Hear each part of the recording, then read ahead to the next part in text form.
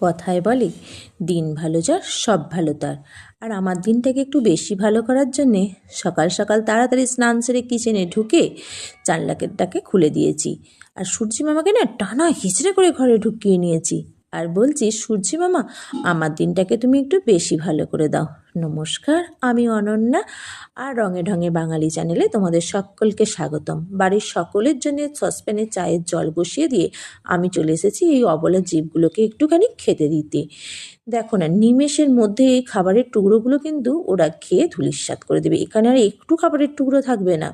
আর আমার আসতে যদি কোনোদিন একটু খেতে দিতে দেরি হয় না, কা কা করে আমার মাথা খারাপ করে দেবে। বুঝতেই পারলে আমি কাদের কথা বললাম। দেখো, এখানে আমাদের চা হয়ে গেছে। তবে এটা কিন্তু জাতা চা নয়। এই চায়ের রেসিপি যদি তোমরা দেখতে চাও, অবশ্যই কিন্তু আমাকে কমেন্টে জানাবে। তাহলে চলো, আমরা বাড়ির সবাই মিলে চা